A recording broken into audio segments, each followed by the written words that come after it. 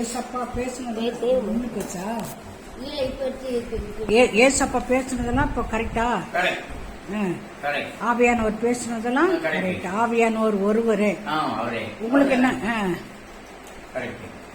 என்ன பேசுனாரு?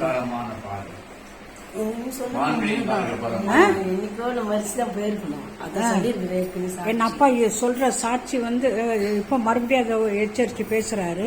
என்ன சொன்னாரு சொல்லுங்க. அதுதான் சொல்றேன். ஏன்னா ஆண்டவர் மறுபடியும் ஏன்னா ஏன் நம்ம பிறந்தோன்ற மாதிரியே இருக்கு. எதுக்கு நம்ம பிறந்து எதுக்கு நம்ம வாழறோம் அப்படின்னு. அதனால ஆண்டவர் ஒவ்வொரு நாளும் பேசுவாங்க, வார்த்தையோடு பேசுறாரு. ஞானம் மூளையிலயும் பேசிருக்கோமா? அந்த துண்டை எடுத்தாங்க போட்டுருந்தோம். காலையில வெளியே கூட காலையில கூட வருவேன். மத்தேயு 28 லாஸ்ட் இருக்குல்ல, எடுத்து படின்றாரு. என்னால் முடியல.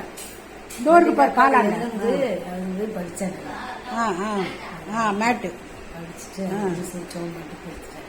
பண்ண முடியல. பலவீனமா இருக்குது. ஆமா, சில காரியங்களாக இப்போ ஃபோனில் சொல்கிறேன். என்ன மணி ஆயிடுச்சு, ஃபோனில் சொல்கிறேன். இதெல்லாம் யார் வெளிப்படுத்தினா? ஏசப்பா தான் வெளிப்படுத்துறாரு. என்னை எடு, என்னை மட்டும் எடு, என்னை மட்டும் எடு. யாரும் வெளிப்படுத்த அவரு தான் எல்லாத்தையுமே இன்னையில வச்சுக்கிறது. அவரு தான் விசுவாசமே போடா இப்படி போயிட்டு போடா. நீ யாரு? ஆண்டவர் எனக்கு பெரிய காரியங்களை சொல்லி வச்சிருக்கிறாரு. 4 விஷயம் நடக்காம 4 விஷயம் பேசாம இருக்கும்போதே பேச வச்சுக்கிறாருன்னு சொன்னா பெரிய இது தானே, அவரோட கிருபை தானே.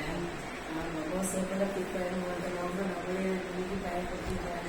ஊழியத்தின் பாதையில தகப்பன் தாய் ஊழிக்கு வச்சாங்கன்னா அது எனக்கு தெரியாது. 6 வயசுலதான் ஆண்டவர் விட்டாரு.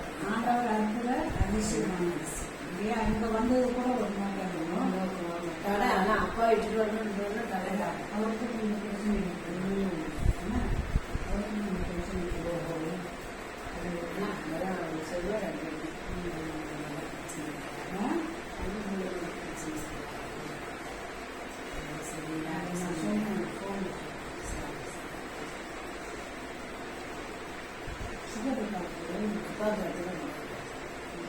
அப்பளவா கட் பண்ணுமா? அப்பளவா சாச்சி முடிச்சுல